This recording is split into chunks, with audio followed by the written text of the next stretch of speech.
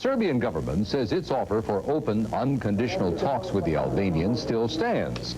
But Albanian leaders have snubbed the Serb delegates twice and are expected to do so again on Monday. Albanians are demanding freedom from Serb rule. Tens of thousands of protesters marched peacefully through the streets of Pristina Friday, calling on the international community to intervene. And joining us now from New York to talk more about the crisis and the U.S. congressional debate on Kosovo policy is former Congressman Joseph DioGuardi. Mr. DioGuardi is also president of the Albanian American Civic League. Mr. DioGuardi, we're hearing mixed reports. Earlier we heard that it was relatively quiet, and now we're hearing there are mixed instances of some violence. Have you heard from any of the people back there? In fact, just on the way down to your studios here in New York, I received a call. And I was told that fighting started again in the village of Lyusha, which is one of the 4 villages in this Stranica region. So I think we're going to see a continuation of this. You know, we've seen how Mr. Milosevic responds because of our experience in Bosnia. Unless the West is prepared to take swift action, I've heard the strong words in Congress and Mrs. Madeleine Albright's strong words, but unless we're prepared to take swift action, you will not see Mr. Milosevic back off. What do you mean by swift action? Well, we just had a congressional hearing, and I was delighted to see that a hearing that was called on Bosnia, and it was because in great part of the efforts of our Albanian American Civic League that we shifted the emphasis of that hearing to Kosovo. And there was a lot of tough talk from Ambassador Gelbard and from the administration. But talk does not work. In terms of swift action, we need to do what we did in Bosnia 2 years too late. In other words, you're talking about military. Well, we need to establish a no-fly zone immediately. We know that they're using heavily armed helicopters. There's no reason for that kind of force to be used against innocent civilians. We should be ringing the border of Yugoslavia right now with NATO troops in Macedonia, in Bulgaria, in Montenegro. There's no reason why we shouldn't show Mr. Milosevic that the West is resolved to see this conflict contained and to see the political rights of the Albanian people, long-suffering Albanian people of Kosovo, finally addressed. In your view, where is the holdup? Is it in Congress or elsewhere? Well, it appears that our State Department is thinking long and hard about the actions. We like the tone of the statements made by the Secretary of State and by Ambassador Gelbard, but there should be no secret as to what works with Mr. Milosevic. In fact, he should be on the list of war criminals in The Hague. Why we have embraced the person who started the Balkan conflict back in Kosovo in 1989, the war in Slovenia in 1991, and then Croatia, and then Bosnia, and put him at the peace table at the Dayton Accords. I don't know. It was Congressman Dana Rohrabacher who said to Ambassador Gelbard, is Mr. Milosevic, and he said it euphemistically, on the list of war criminals? And Gelbard said no, and then Rohrabacher says, but we're dealing with all of his buddies who are war criminals, Mr. Karadzic, Mr. Milosevic. We have to understand that you cannot trust Mr. Milosevic. Look at his actions, and you'll see what he's about to do in Kosovo. Okay, I can tell you this, that the Pentagon is saying now that absolutely no consideration is given, or is being given, to sending in troops either from Canada or the United States. Well, we already have a force in Macedonia. I can't believe that they're not considering right now to expand that force, that protection force made up now of U.S. troops and Norwegian troops. I believe it totals about 600. It seems to me that the only answer right now is to show resolve. We didn't show it for 2 years in Bosnia, and we lost 200,000 people, and we had a conflagration there second to none. Let me ask you this. The ministers of the European Union are suggesting that further sanctions should be imposed in Belgrade. Is that going to work? Sanctions don't seem to work with Mr. Milosevic. That's what the hearing was all about. We did get a very tough resolution. It was made even tougher because of the efforts of the Albanian American Civic League that represents the concerns of 400,000 ethnic Albanians here in America. But sanctions will not be enough. We need to show resolve. We should move an aircraft carrier off the coast of Montenegro, let it stay there. We should ring Serbia with troops, let them stay there. If we see one move, and don't forget, Ralph, 2 presidents drew a line in the sand. President Bush on the way out and President Clinton on the way in said if there's any military or paramilitary action in Kosovo, we would move swiftly. That question was put to Mr. Gelbard, Ambassador Gelbard, and he said that foreign policy declaration is still in effect. Do you think that kind of activity worked in Bosnia? Absolutely. The only time we saw the Serbian regime come to the table to try to resolve something was when they knew the West was ready to act. We only have a few more moments. Let me ask you this. It's to many people, it's a very, very confusing story, and you have to go back into history. How did the ethnic Albanians get into this situation in the first place?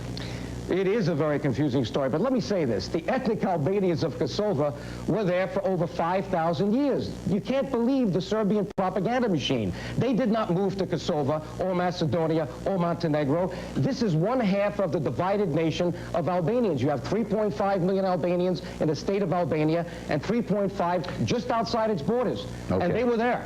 Joseph DioGuardi, thank you very much for sharing your views and perspective with us today. Thank you. This is CNN International. Well, here in the CNN Center, we continue to track the situation that appears to be heating up in Kosova, that is a province of Serbia. The U.S. is describing the situation as troubling and extremely dangerous. Yugoslavia is reported to be building up its forces in the province, even as the U.S. and its allies on the so-called contact group are considering additional sanctions against Belgrade. Joining us for further insight into the story, Congressman Benjamin Gilman. He is chairman of the U.S. House of Representatives International Relations Committee. Thank you for joining us, Representative Gilman. Jim, thank you for having us today. This is a situation that by the hour this day appears to have grown more serious. How do you think the Congress reads it in terms of sanctions, in terms of resolving this dispute? Well, it's a very critical issue. It's been growing rapidly over the last few days. I think Congress recognizes the seriousness, and I'm pleased now the State Department has come along to recognize it. Just today, they issued a statement that the U.S. has made it clear that Milosevic that we reject his assertion that Kosovo is an internal issue. It's not an internal issue. Human rights are involved. The entire region's involved. We could be back to a world conflict unless we do something immediately.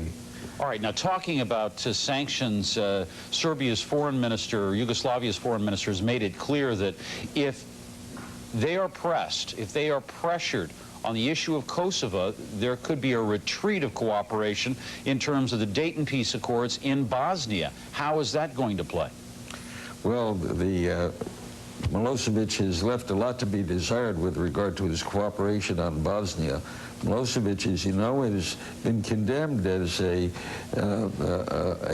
war criminal, and once again he's showing his disdain for human rights.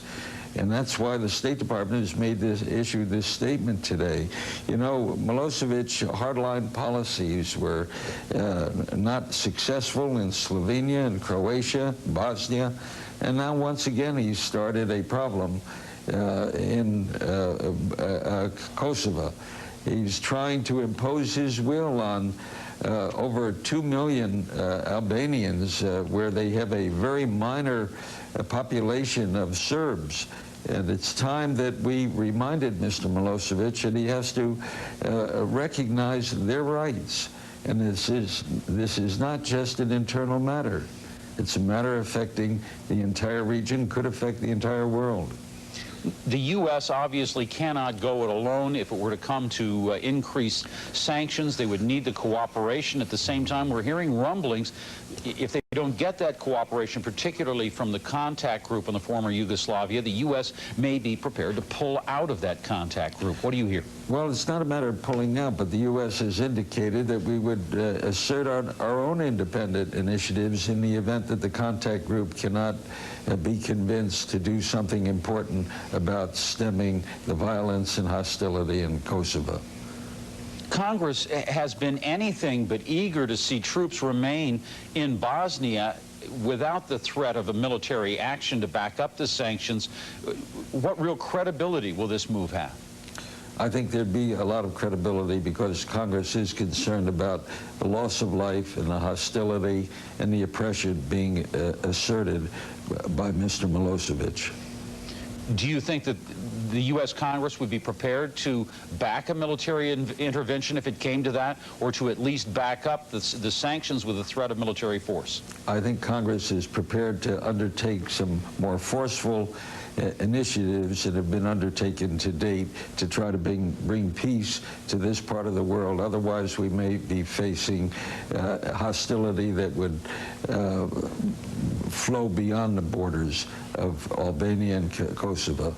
But as has been seen so many times in the past, particularly in Bosnia, unless there was the use of military force, the threat of military force, there was no movement on the ground in terms of the political situation, was there? Regrettably, Mr. Milosevic doesn't understand peaceful initiatives unless there is some more powerful threat to support those initiatives. And you think the support is there in Congress for that? I think Congress would react favorably to try to make certain that we bring peace once again to that part of the world. All right, back to sanctions. What specific sanctions do you believe would have an effect for at least underlining the need for more autonomy for Kosovo? Well, you know, the arms embargo, I think, would have very little effect on Mr. Milosevic, as well as economic sanctions. However, I think the State Department's proposal to freeze the assets of the Serbs, hundreds of millions of dollars around the world, may have an important impact upon President Milosevic. Well, as the situation is moving very rapidly on the ground, we heard there from CNN's Brent Sadler reporting from Belgrade about reinforcements being sent up by the Serb or Yugoslav side. At the same time, the Albanians have been moving their forces onto a higher state of alert along the border with Kosovo. Is the time right for a warning to Tirana, to the Albanians, to ratchet down the tension? Well, you know, the Albanians are essentially placed in a position where they're trying to defend themselves from all of the hostility that's taken place. Mr. Milosevic has moved in troops into the hostile area. Artillery has been at work at night. We have reports of artillery being fired throughout the night. Villages are being damaged, and there's been a considerable loss of life. So I think to ratchet down the Albanians, I think that's up to Mr. Milosevic to ratchet down his hostile attitude. All right, we've been talking with Representative Benjamin Gilman. He is chairman of the House International Relations Committee and a Republican from New York. Thanks so much for being with us. Good being with you. Ladies and gentlemen, we'll call this hearing to order. We expect the arrival of some other senators soon when their conferences, lunches break up. But we welcome you all. Today, the Foreign Relations Committee has convened to discuss the crisis in Kosovo and its potential ramifications on stability throughout the region. Don't you think Slobodan Milosevic is hearing those responses? Don't you think he's ready to do more and more because he sees that the greatest superpower in the world has lost its resolve, has a foreign policy which has abandoned the principles upon which this country was formed? Our foreign policy should be based on fundamental human rights. That's one of the key determinants of foreign policy. We have today in Kosovo some of the most egregious examples of violations of those human rights. In fact, Senator Biden, during that hearing that you held, and it was a wonderful hearing, it was the first time that you got all groups together to talk about the problem, I had to fly in reports from the Council on Human Rights from Pristina and other places, litanies of horror. I don't have to do that today. You know why? All you have to do is read your own U.S. country report from the State Department. Here it is, the 1997 edition. But if you read the last 5 years, you can't believe the litany of horrors in here against the Albanian people of Kosovo. What are we waiting for? How many people have been killed and brutally tortured and detained and disappeared? Every criteria they use has been violated. Why is there such a disconnect between those egregious violations and our professed adherence to human rights when it comes to foreign policy? Is there another deal in the wind? Perhaps you didn't ask the right questions to Ambassador Gelbard. Are we placating Russia for some reason? They're always there supporting their first cousins, the Serbs. That's where the Serbs came from in the 6th century AD, from the Ukraine. We know they're blood brothers, or at least blood cousins. They're always there supporting them. But what has Russia done for us in Iran, Iraq, and China, and so many other places? They don't support us. Why are we giving such deference to Russia? Why are we even considering a contact group at this point, including Russia? This is an issue that should be led by the United States of America in the NATO milieu, without Russia. This is where it belongs. That is what solved Bosnia. And the only reason today Bosnia is not like Kosova, Mr. Chairman and Senator, is that we have troops there. Who are we kidding? When are we going to wake up? And what's wrong with a national liberation movement, Senator, when there's no one there to defend you? What's wrong with that? What are they going to wait for? There are many articles written about when enough is enough. And there was one just recently that I read by a professor from Tufts University. His name is Hurst Honan. And he said there are two instances in which secession, I'm not saying that they're saying that, but even secession, as we did 221 years ago, should be supported by the international community. The first occurs when massive, discriminatory human rights violations approaching the scale of genocide are being perpetrated. If there is no likelihood of a change in the attitude of the central government, or if the majority population supports the repression, as we just saw in that phony referendum that Slobodan Milosevic just held in Serbia, he doesn't want any international intervention. Secession may be the only effective remedy for the besieged group. This is international law. A second possible exception might find the right of secession if reasonable demands for local self-government or minority rights have been arbitrarily rejected by a central government, even without accompanying large-scale violence. And it goes on. So this is not an easy issue. It wasn't easy in 1991. It's not easy today. But let's not brand the victims as the terrorists. Let's not talk about Greater Albania, because that's not on the table.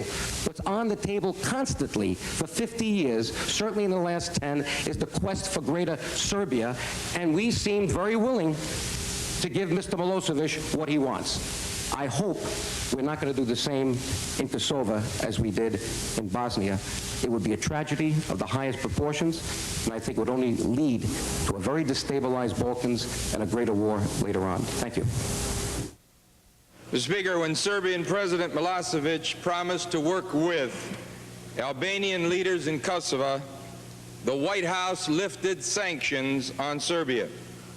Milosevic then proceeded to slaughter thousands of ethnic Albanians, many of them helpless women and children. Milosevic is a liar.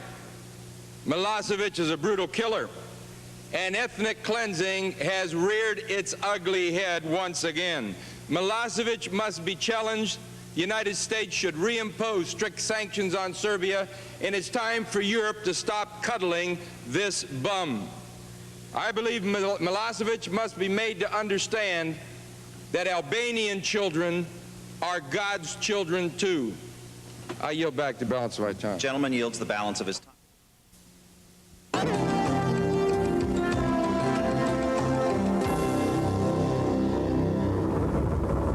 Nightmare in the Balkans.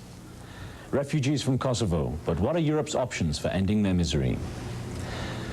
Hello everyone, welcome to CNN's interactive news program Q&A. Kosovo, Serbia's small but independence-minded province, is in flames. Battles between Serbian security forces and rebels show no sign of abating. The people continue to flee, while the international community, the US, the European Union, NATO and Kosovo's neighbors try to figure out where to go from here. Joseph DioGuardi is president of the Albanian American Civic League. He's a former US congressman who's now lobbying Washington to put the squeeze on Yugoslav's president Slobodan Milosevic. Mohamed Kaplani was Albania's foreign minister following the fall of communism. He says that the international community must act swiftly before it's too late. And from London, we're joined by Noel Malcolm, author of Kosovo, A Short History. He says that the bloodshed in Kosovo has much larger implications for the region, but especially for Macedonia. Joe DioGuardi, let me start with you. You're lobbying the U.S. administration on Kosovo. Where does the issue appear on the list of the U.S. administration's priorities in the first place? First, let me say that I'm the volunteer president of the Albanian American Civic League, the only registered lobby of the Albanian people here in America, representing the concerns and interests of some 400,000 Albanian Americans, and Kosova is at the top of our list. I try to go to Washington as much as I can. I was there yesterday to speak in front of the Institute of Peace. There were many people from the State Department there to let them know that our foreign policy is a mess, it's failing, that they have blood on their hands. Mr. Holbrooke has blood on his hands. NATO has already discredited itself. We've been through this before. We saw it in Bosnia. We diddled, waffled, and dawdled for 3 years, saying that nothing could be done, and then finally, we couldn't take the bloodshed anymore after seeing Srebrenica and the market square in Sarajevo. We're seeing it right now in Kosova, and we acted. Okay, I'm going to get on to our first caller who's standing with a call already from London. Malika, your question, please. All right, my question is for Mr. DioGuardi, and I would like the same question for Mr. Malcolm. I would like to know how far international community is going to with the efforts to bring this crisis to an end, and when the international community will realize that the best solution to the Kosovo crisis is by recognition to the Kosovo independence. Right. Let me get to Noel Malcolm first on this, just to give London a chance there. Go ahead, Noel. Well, the question asks me to make a prediction, and I don't think I can do that. I can agree with some of the basic premises of that question. I think a solution, a real final solution for this problem, will only come when the Western governments recognize that some sort of independence for Kosovo must be the long-term option. And that's the basic problem with all their policy so far. They have military power. They don't know what policy to use military power for. It makes no sense to go in and fight Milosevic's forces, and then when you've won that little war, you turn around to the local Albanians and say, right, now you go back under Belgrade as autonomous subjects of Yugoslavia. So there is no coherent policy, and cannot be a coherent policy for military action until they have taken that vital step diplomatically of recognizing that independence makes sense as a long-term goal. Well, Joseph DioGuardi, let's get your quick response to that too. Well, I definitely agree with Noel. Independence is the only option. It's the one that was selected by the Albanian people of Kosovo in 1992 when they had a referendum.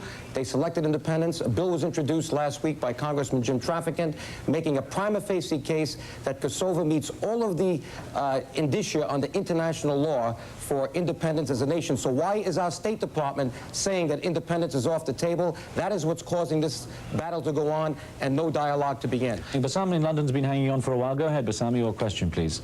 Hi, my question is, why wouldn't the Serbs crack down in Kosovo? Everyone was a lot of promises, so it's not going to repeat another Bosnia. So what is this promises now? What is a Bosnia was different than Kosovo is now? Joseph DioGuardi, what do you think? Well, it's obvious that there is no difference. The only difference between Bosnia and Kosovo right now is that we have troops in Bosnia. That's why it's not falling apart. And we don't have troops in Kosovo. We have to show resolve with Mr. Milosevic.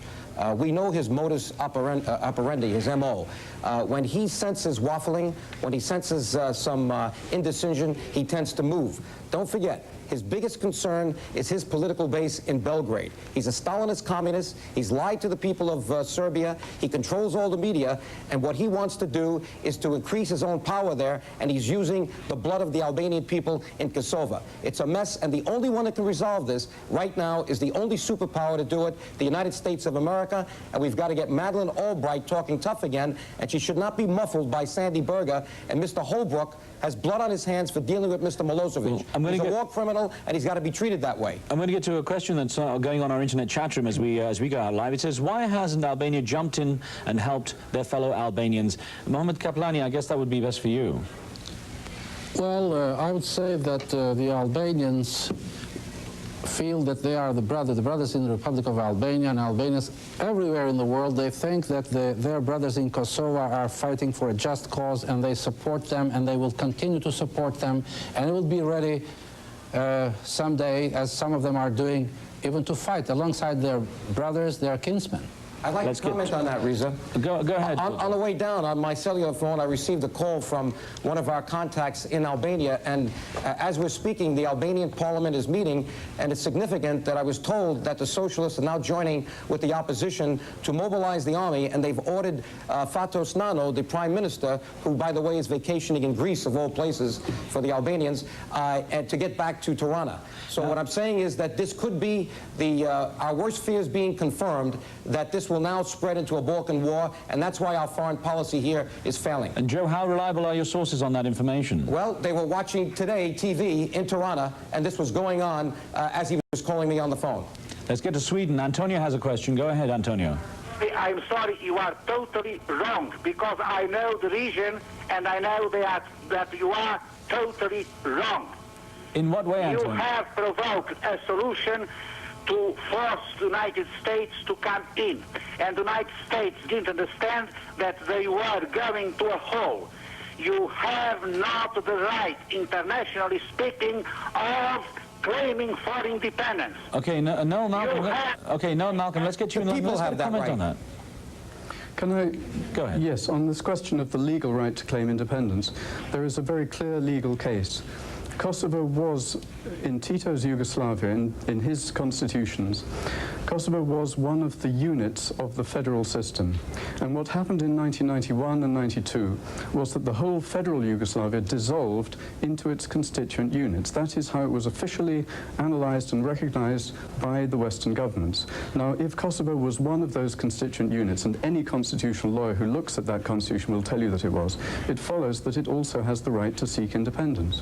Joe DioGuardi, let me get a question into you. You spoke earlier about the Sarajevo marketplace bombing and how that jolted people into action. This email question from Lahore in Pakistan, Farhana Sayed says, if reports of mass graves had been confirmed, would the EU and NATO be more likely to act then? I believe they already know there are mass graves. Don't forget what happened 3 years ago. Our State Department covered up. They knew there were mass graves. That's why several senior officials resigned. This is a moral issue right now, and it's outrageous. In fact, an article was just written by our Balkan Affairs advisor, Shirley Cloyes, of the Albanian American Civic League, and she quotes Congressman Lantos, who knows oppression. He was someone who was saved from the Nazi Holocaust, and he goes, quote, "We have a moral obligation to identify with the people of Kosova. They have been persecuted, discriminated against, and killed by a police state. Kosovo Albanians have suffered enough." That's Tom Lantos in the House of Representatives on March 12th. There's no question there are mass graves there. We just don't want to admit it because we're not willing to show resolve. That's the only way we're going to solve this. London on the line. Surinder's on the line. You're 13 years old. Hi, I'd like to ask Mr. DioGuardi, why is NATO formed, and how many children have to be killed for the NATO to take action? Joe DioGuardi. Well, this is a question I hear all the time from the Albanian people. How many hundreds of thousands of Albanians should be killed before the West acts, before the United States acts? It took 300,000 Bosnians. We have to ask our State Department and the rest of the world, how many Albanians have to be killed before you act? Let's get Jenny on the line from England. Go ahead, Jenny. Yes, hello. My question is, have the KLA been significantly weakened by the recent Serb offensive, and do you believe the KLA will become an important military factor in the future? Let me ask Mohammed Kaplani to answer that one, please. Yes, I do strongly believe that the KLA is already a force to reckon with, a strong military force, and it is going to be stronger and stronger because they are fighting for independence. They are fighting to put an end to atrocities, to centuries-long and to decades-long atrocities by the Serbs. And I'm sure that the KLA, if there is no independence so far, KLA is going to fight, the Albanians are going to support it, Albanians everywhere, because this cannot go on forever. Well, I was going to ask you not to let the Albanians at the mercy of the murderers. Well, I was going to ask you, Mohammed Kaplani, about the problem that there seems to be divisions within the Kosovar leadership on the ethnic Albanian side in the first place, which seems to hamper any diplomatic effort. Well, I can see that the KLA is doing pretty well in the field, and they have no misunderstandings, they have no strong contradictions. When it comes to fighting, when it comes to talking, maybe they do not quite see things in the same light, because talking to Milosevic at this time without having the Serbs moving out, without the withdrawal of the Serbs, there's no point in talking about negotiations. And Riz, whatever their differences, everyone to a person wants independence, and they're all together on that. All right, let's get a quick call in from Switzerland. Eileen, your question brief, please, because we've only got a minute left. Yeah, can I do the question? Please, yeah, go ahead. Yes. Mr. DioGuardi has often repeated that American administration has failed in Balkan. So I want to ask, if exists any possibility for solution to save Albanians, to save Kosovo, and to put peace in Balkan? This is my question. Well, the only way to do it is what we did 3 years too late in Bosnia. We have to take the lead. We have to show Mr. Milosevic that there is pain he has to take for his actions. Sanctions will not work. We have seen this over and over again. Only the credible threat of force or the use of it. And that doesn't mean that we have to commit U.S. troops to Kosova. As we saw in Bosnia 3 years later, 3 years after we should have acted, we did some surgical things, military actions that sent the signal that the time was up for Mr. Milosevic, and he backed off. We have to do the same things now. Well, Noel Malcolm, a final comment with 30 seconds to go. You mentioned sanctions. What about the prospect of military action now? We're seeing military exercises nearby. What do you think is going to be the next step? Well, I'm afraid if you ask me what I really think is going on in the NATO government's minds, it's still just saber-rattling because they don't have a coherent policy for the long term. Their idea is they're obsessed with not talking about independence because of fears that it would spark off some breakaway movement in Macedonia. The biggest problem is exactly that the present policy will undermine Macedonia because the present policy guarantees that this war will continue. Noel Malcolm, I want to thank you. We've run out of time. Thanks very much. And Joseph DioGuardi, thanks very much for joining us there in New York. And of course, Mohamed Kaplani, a big thanks to you as well there. More on the situation in Albania and in neighboring Kosovo. We're turning now to Joseph DioGuardi. He is a former U.S. Congressman who is now the volunteer president of the Albanian American Civil League. When you look at the instability that Albania once again trying to endure, what are your concerns? How seriously do you view this political rivalry? Well, it's very serious, Jim, and thanks for having me on the program. I just returned from Albania 2 weeks ago with our Balkan Affairs advisor, Shirley Cloyes, and one of the last things we did before coming back was have dinner, a very private dinner, with Sali Berisha, Peter Abnori, the former chairman of the parliament, and Azim Haidari. What's happening right now, Jim, is not a coup d'etat. This is the propaganda of the nano government. It's being parroted by many Western governments. This is a people's uprising. That's what it is. You know what led to Azim Haidari's death? The day before he was executed, assassinated by well-known criminals, by the way, who sought refuge in the Ministry of Interior right afterwards, he had exposed on opposition radio the exact locations of Greek and Serbian intelligence operatives. These are people who are working with the nano government. The Albanian people are fed up. They don't want foreign policy for Albania to be made in Greece. In fact, today at those rallies, I've called my friends, and the people are chanting, Nano, you are Greek, not Albanian. They're saying that because he spends more time in Greece than he does in Tirana, listening to what they want. They're also saying, Nano, you're a thief. Where are you hiding?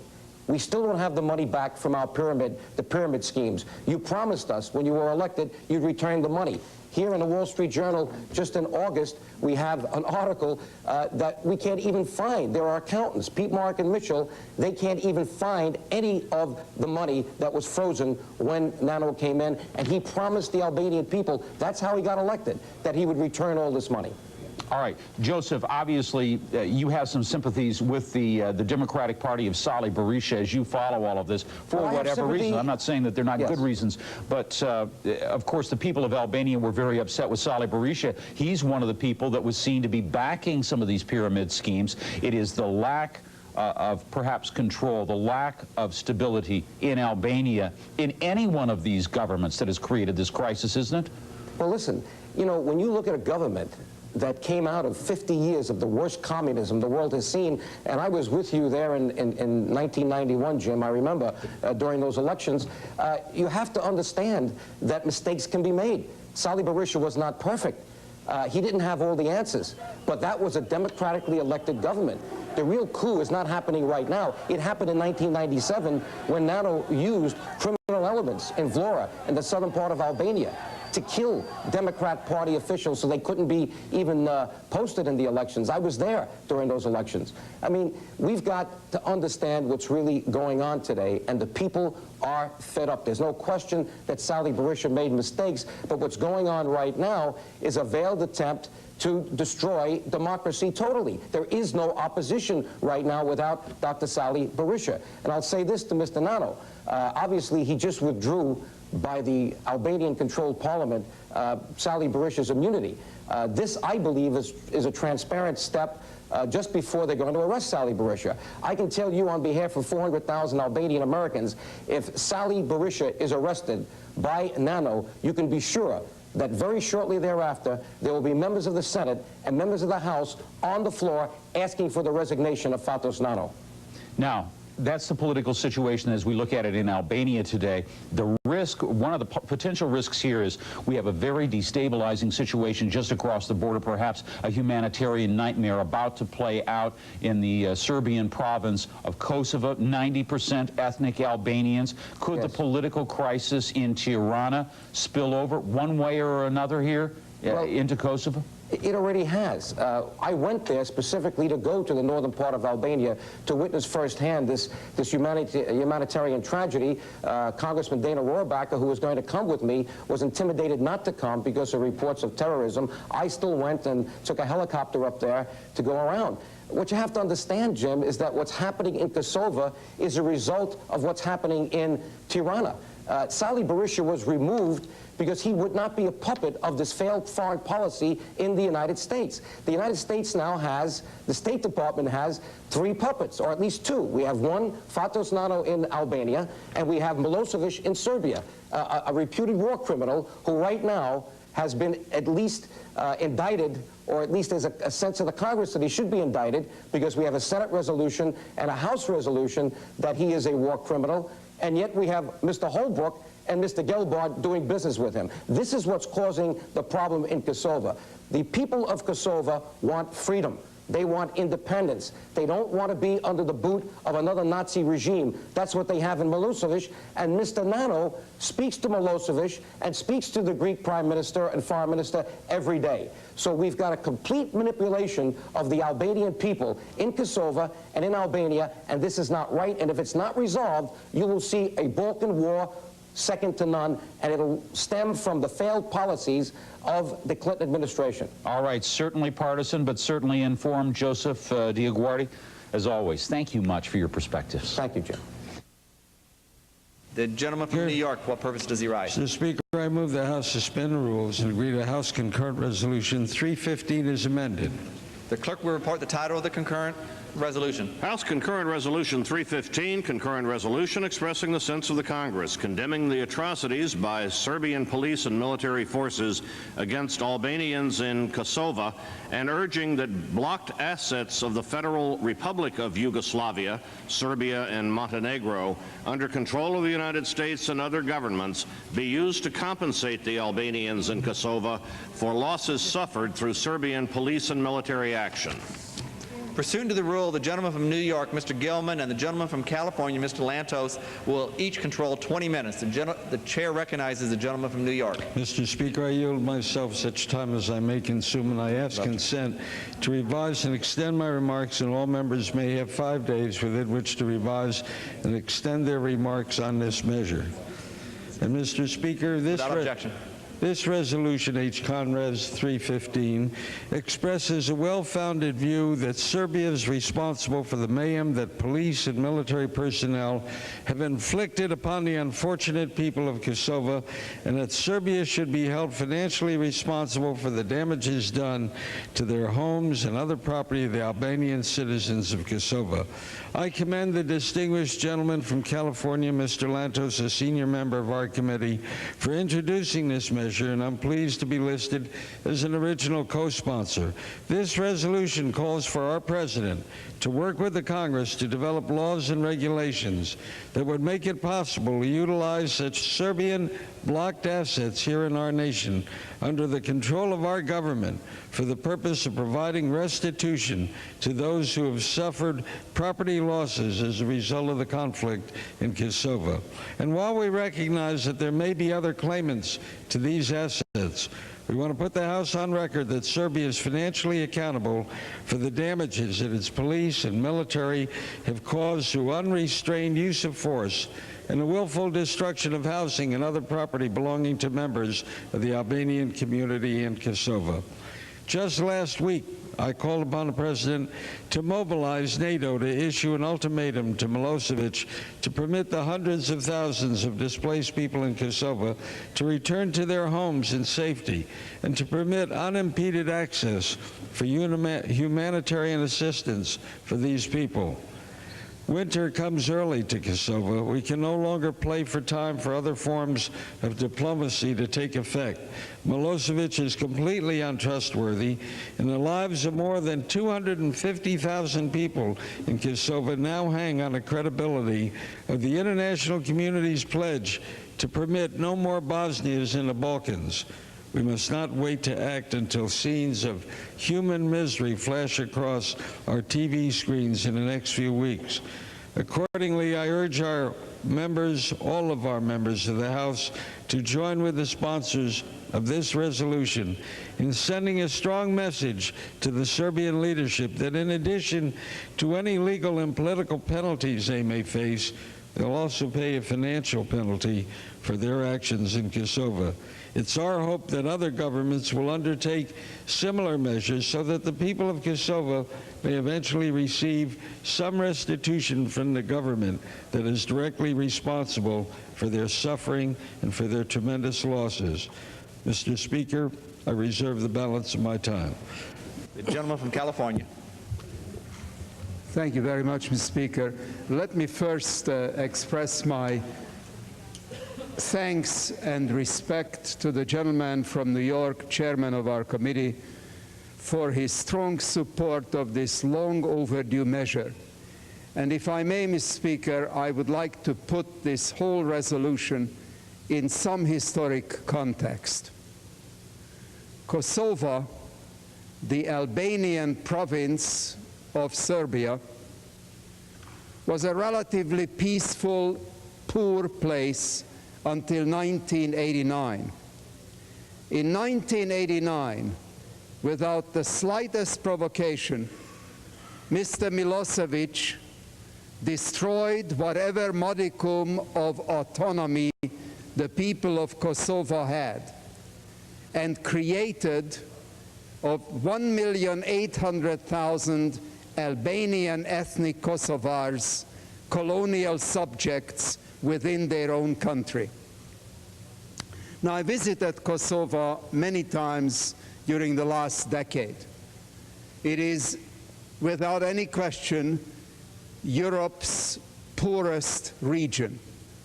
It is the only region, Mr. Speaker, where you can meet a young man or a young woman in their 20s having only 1 or 2 or 3 teeth because there are no dental services available. The grinding poverty of the Albanian ethnic population of Kosovo is pitiful and heartrending. The people of Kosovo have been fortunate to have reasonable, moderate, peace-loving leadership in the person of Dr. Ibrahim Rugova, a scholar of great distinction. But he couldn't get any place with the dictatorial regime of Milosevic, and gradually an extremist element emerged within the Albanian population, which started military activities. In response to this, the Serbian army not only crushed this military uprising, but caused over 250,000 civilians, men, women, children, old folks, to leave their poor villages, many of them by now destroyed. As we speak, Mr. Speaker, over 50,000 civilian Kosovars are hiding in the mountains, and last week the first snow fell in Kosovo. My resolution calls for 2 things. It calls for the Congress to denounce the brutal and inhumane activities of Serbian military and paramilitary and police forces against the civilian population of Kosovo. And secondly, it calls on our government to see to it that Serbian assets frozen in this country be used to compensate, to whatever extent is feasible, these poor and destitute people, so that when they return to their destroyed and devastated villages, they can start rebuilding their lives. This is the very least that we can do for an innocent, persecuted, long-suffering people. 1,800,000 ethnic Albanian Kosovars whose sole crime is that they happen to live within the boundaries of the state of Serbia. I strongly urge my colleagues to support this resolution, and I reserve the balance of my time. Gentleman from New York. Mr. Speaker, I reserve the balance of my time. I don't have any further requests for speaking. The gentleman from California. Mr. Speaker, I'm very pleased to yield to my friend and colleague from Ohio, my distinguished colleague, Congressman Traficant, as much time as he might choose to consume. I want to thank the distinguished member and for sponsoring this legislation I'm a co-sponsor of, and for his leadership throughout the world for freedom. I think if there's someday a dictionary and encyclopedia and says, what's a congressman look like? You see Bill Natcher and Tom Lantos. I mean that. Thank you for the time. And Chairman, thank you for all the work you've done. Naturally, I support this resolution. I think it's on target. I, though, would also like to recommend that my legislation that would move Kosovo towards an independent state be seriously considered for several reasons. Number one, Milosevic has shown that he is a brutal dictator, and the atrocities against ethnic Albanians may in fact produce another Bosnia for the world. Having said that, I think it's time to look at Kosovo. Population consists of 90% ethnic Albanians. Their roots, their language, and under the former state of Yugoslavia, they had an independent status. As much as I support this, I'd like to say that ethnic Albanians do not just want an opportunity to make a claim against Serbian assets in our country. Ethnic Albanians want independence, and they are crying out for freedom all over this world. I believe our administration is trying to keep the lid on, in all fairness. But I believe you can coddle this guy Milosevic a little too much, and I think it's time to get stern with this man. I would just like to recommend to the chairman and distinguished leaders of this committee to look at the matter of independence.